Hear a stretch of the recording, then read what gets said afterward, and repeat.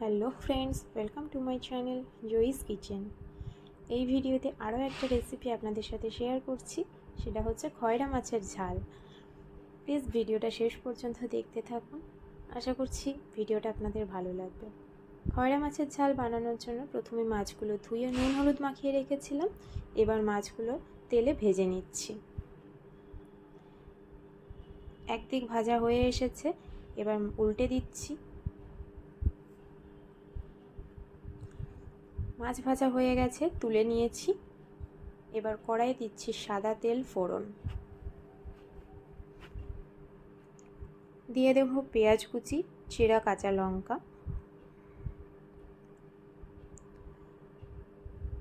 হালকা ফ্রাই করে নেব।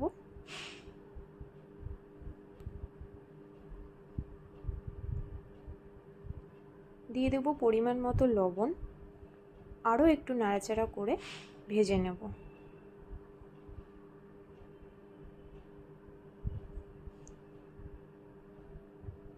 দেখুন লাল হয়ে এসেছে, তার মানে ভাজা হয়ে গেছে। এবার এতে দিয়ে দেব কাঁচা লঙ্কা বাটা, সর্ষে বাটা, হলুদের মিশ্রণ।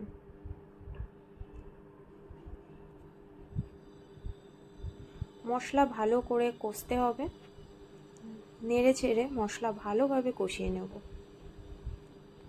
মশলা শুকিয়ে গেছে, তার মানে এবার এতে দিয়ে দেবো 2 কাপ পরিমাণ গরম জল।